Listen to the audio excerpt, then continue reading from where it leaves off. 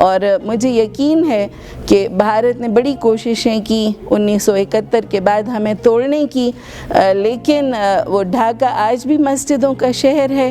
ڈھاکہ اور بنگلہ دیش کے دل آج بھی پاکستانیوں کی محبت سے لبریز ہیں۔ اعوذ باللہ من الشیطان الرجیم، بسم اللہ الرحمن الرحیم۔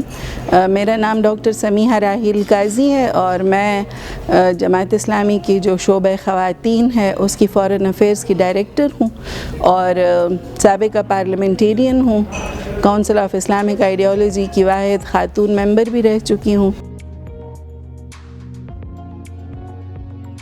ہماری آج کی نسل کو بہت اچھی طرح سے سمجھنا چاہیے کہ اس نے ہمارے ایک بازو کو اور دنیا کی سب سے بڑی مملکت کو جو اس نے توڑا تو اس میں اس کا کیا کردار ہوگا، اور جو اس کے آج کے وزیر اعظم ہیں وہ اوپنلی اعتراف کر چکے ہیں کہ میں مکتی باہنی کا کارکن تھا، تو وہ اس کے اوپر انہوں نے بڑا فخریہ اس کا اظہار کیا ہے۔ تو میں سمجھتی ہوں کہ پوری دنیا میں جو آج کشمیری قوم جس عذاب سے گزر رہی ہے، 1971 میں بنگالی قوم کو انہوں نے اس عذاب سے گزارا تھا اور ہمارا ایک جو بازو تھا مشرقی پاکستان اس کو توڑ کے رکھ دیا تھا ہم سے۔ دیکھیں، بہاری کمیونٹی آج بھی دنیا کی ایک مظلوم قوم ہے، جس طرح کشمیر ایک قوم ہے، اسی طرح سے اس کا یعنی کوئی پرسان حال نہیں ہے۔ وہ آج بھی مختلف ملکوں میں اس کا ایک حصہ ہے، وہ بہت ظلم و ستم کا شکار ہیں، ان کو اپنے وطن سے بے وطن کر دیا گیا۔ لیکن جماعت اسلامی نے ہمیشہ سے جس ملک میں بھی ہوں انہوں نے ایک مظلوموں کے تحفظ کا اور مظلوموں کا ساتھ دینے کا جو ایک وہ کام کرتی ہے اور خدمت کا کام کرتی ہے، لوگوں کو تحفظ دینے کا کام کرتی ہے۔ 1971 سے لے کر آج 2020 تک جماعت اسلامی اس میں اپنا پورا کردار ادا کر رہی ہے۔ ہم نے جو سب سے بڑا جو الزام جو سہا ہے وہ یہ کہ جی البدر اور الشمس جو تھی وہ ٹیررسٹ آرگنائزیشنز تھیں، یا وہ عورتوں کی بے حرمتی کے اندر انوالو رہیں، یا پاکستانی فوجیوں نے بنگالی خواتین کی بے حرمتی کی۔ یہ اتنا بڑا جھوٹ ہے کہ جو بھی جماعت اسلامی کو کوئی بھی تھوڑا سا بھی قریب سے جانتا ہو، وہ چاہے مسلم ہے یا غیر مسلم ہے، لیکن وہ ہمارے نوجوانوں کے کردار اور اخلاق کی گواہی دیتے ہیں۔ اور اسی طرح سے ہم سارے انسٹیٹیوشنز جو ہمارے ہیں ان کے اوپر یہ اتنا بڑا الزام ہے، اور جو مختلف حلقوں سے ہوتا ہے، اس کی میں بہت سختی کے ساتھ تردید کرتی ہوں۔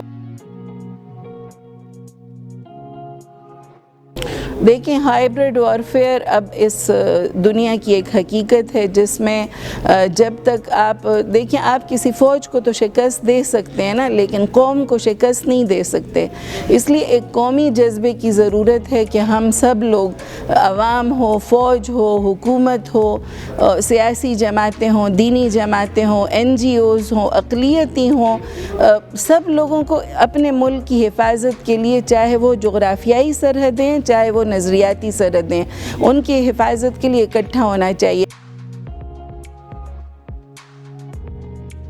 کچھ شعر اپنے ان لوگوں کی نظر کرنا چاہتی ہوں جنہوں نے 1971 کی جنگ میں قربانیاں دیں کہ بآ گروہ کے از ساغر وفا مستند، سلام ما برسان دھر کو جو ہستند۔ وہ جہاں پہ بھی ہیں ہم ان کو سلام پیش کرتے ہیں۔ انہوں نے اپنی حد المقدور کوششیں کی اور انشاءاللہ اللہ کی رضا بھی انہیں ملی ہوگی، لیکن ہم بھی انہیں بہت زیادہ سلام پیش کرتے ہیں۔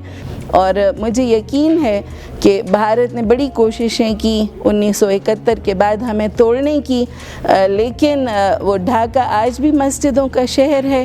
ڈھاکہ اور بنگلہ دیش کے دل آج بھی پاکستانیوں کی محبت سے لبریز ہیں، اور پاکستان آج بھی بنگلہ دیش سے اتنی محبت کرتا ہے جتنا وہ 1971 سے پہلے کرتا تھا۔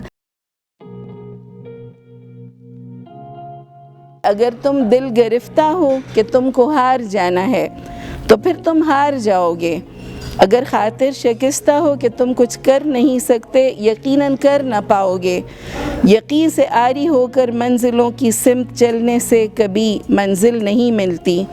کبھی کنکر کے جتنے حوصلے والوں سے بھاری سل نہیں ہلتی۔ زمانے میں ہمیشہ کامیابی ان کے حصے میں ہی آتی ہے جو اول دن سے اپنے ساتھ ایک عزم مصمم لے کے چلتے ہیں، کہ جن کے دل میں عزم و حوصلہ ایک ساتھ پلتے ہیں۔